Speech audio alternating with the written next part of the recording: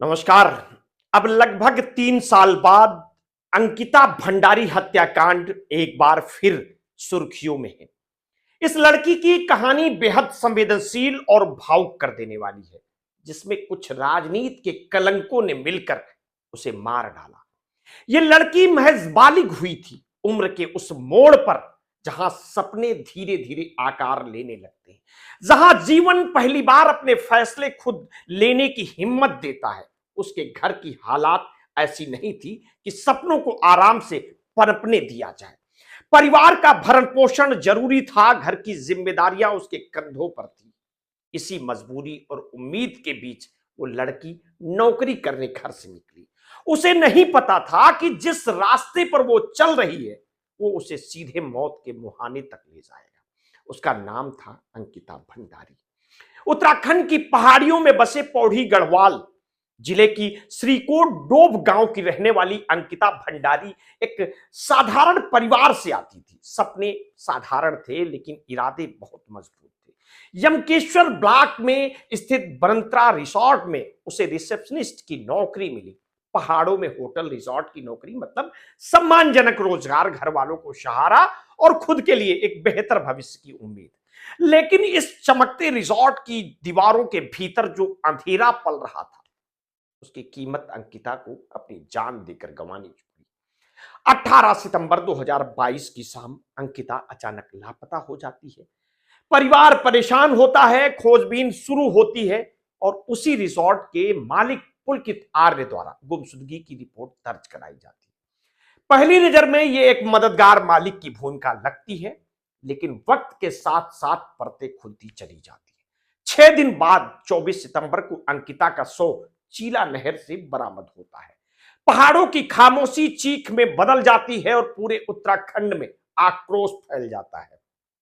जांच आगे बढ़ती है और आरोप सामने आते हैं कि वनंत्रा रिसोर्ट के मालिक पुलकित आर्य ने अपने 2 सहयोगी अंकित गुप्ता और सौरभ भास्कर के साथ मिलकर अंकिता को चीला नहर में धकेल दिया।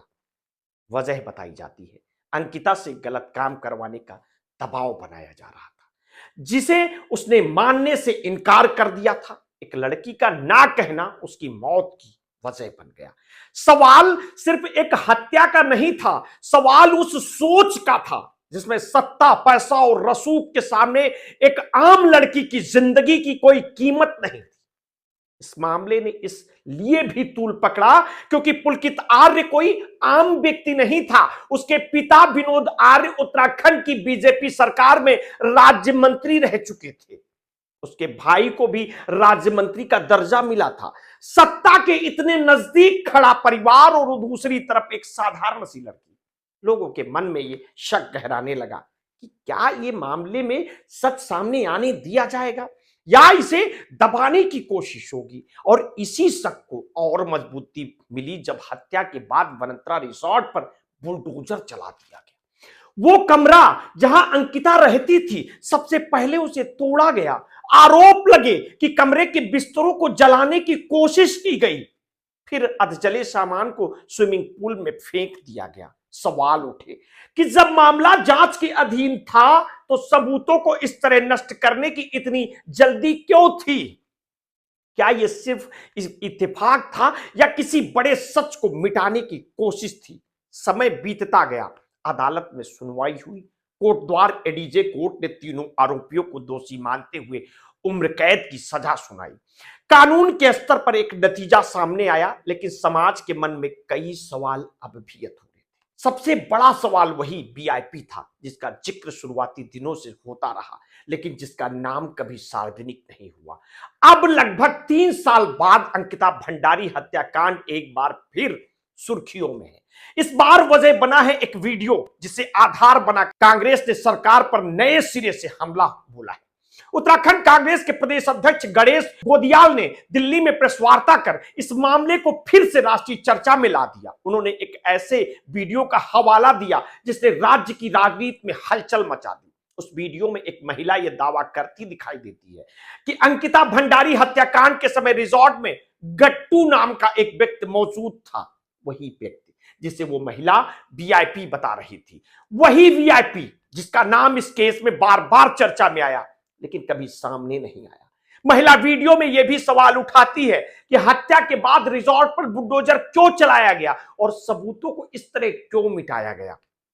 गणेश गोदियाल ने प्रेस कॉन्फ्रेंस में कहा है कि वीडियो पिछले 2 दिनों से उत्तराखंड में धूम मचा रहा है। उनके मुताबिक वीडियो में बोलने वाली महिला खुद को बीजेपी के पूर्व विधायक सुरेश राठौर की पत्नी बताती है। महिला का दावा है कि सुरेश राठौर की कुछ ऑडियो रिकॉर्डिंग भी उनके पास है जो सोशल मीडिया पर मौजूद है। गोदियाल का कहना है ऑडियो और वीडियो इतने गंभीर हैं कि उन्हें कांग्रेस के मंच से सार्वजनिक तौर पर दिखाया भी नहीं जा सकता। गणेश गोदियाल के अनुसार वीडियो में सुरेश राठौर ये कहते सुने जा रहे हैं कि अंकिता भंडारी की हत्या इसलिए हुई क्योंकि उस पर एक शख्स के लिए दबाव बनाया जा रहा था। उस शख्स का नाम महिला वीडियो में लेती है और दावा करती है कि वो वर्तमान में उत्तराखंड में बीजेपी का एक बड़ा पदाधिकारी है। गोदियाल ने आरोप लगाया कि यह वीडियो बीजेपी की बेटी बचाओ की सियासत की पोल खोल देता है।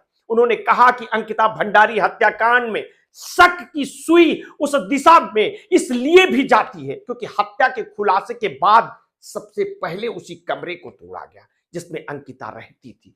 इसके बाद बिस्तरों को जलाने की कोशिश हुई और फिर उन्हें स्विमिंग पूल में फेंक दिया गया। ये सब साफ साफ सबूत मिटाने की कोशिश थी और आज जब उन्हीं की पार्टी के लोग वीडियो में अपने ही नेताओं पर आरोप लगा रहे हैं तब सरकार की चुप्पी कई सवाल खड़े करती है। गणेश गोदियाल ने सरकार से पूछा है कि आखिर उस कमरे को तोड़ने की इतनी जल्दी क्यों थी, क्यों? और जब पिछले 2 दिनों से वीडियो वायरल हो रहा है तब सरकार क्या कर रही है? और उन्होंने आरोप लगाया है कि उत्तराखंड की बीजेपी सरकार और संगठन ने सत्ता की पूरी ताकत इस मामले को दबाने और वीआईपी को बचाने में लगा दी है। उन्होंने चेतावनी दी कि अगर सरकार ने इस मामले को गंभीरता से नहीं लिया और सीबीआई जांच नहीं कराई तो कांग्रेस गढ़वाल मंडल मुख्यालय पर विशाल धरना प्रदर्शन करेगी। इस पूरी कहानी में अंकिता भंडारी कहीं पीछे छूट गई। वो लड़की जो सिर्फ अपने परिवार का सहारा बनना चाहती थी, जो गलत के आगे झुकने को तैयार नहीं थी, जिसकी कीमत उसे अपनी जान गंवा कर चुकानी पड़ी। उसकी हत्या सिर्फ एक अपराध नहीं थी, वो उस व्यवस्था पर एक सवाल थी जहां ताकतवरों के लिए कानून अलग और आम लोगों के लिए अलग नजर आता है। आज भी जब ये मामला फिर चर्चा में है, सवाल वही है, क्या सच पूरी तरह सामने आ पाया है और क्या हर किरदार का नाम उजागर हुआ है? क्या सबूतों को नष्ट करने वालों पर कभी जवाबदेही तय हुई है? अदालत का फैसला अपनी जगह ठीक है, लेकिन समाज और राजनीति के स्तर पर यह मामला अब भी अधूरा लगता है। अंकिता भंडारी की कहानी सिर्फ एक लड़की की हत्या की कहानी बिल्कुल नहीं है। यह उस डर की कहानी है जो हर उस बेटी के मन में बैठ जाता है जो रोजगार के लिए घर से निकलती है। यह उस भरोसे की कहानी है जो व्यवस्था से उठता है और टूटता है। और यह उस सवाल की कहानी है जो बार बार उठता है, क्या सचमुच हर बेटी सुरक्षित है या कुछ वीआईपी नाम आज भी पर्दे के पीछे सुरक्षित है?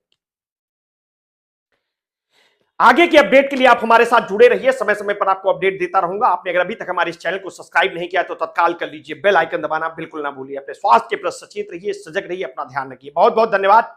साधुवाद।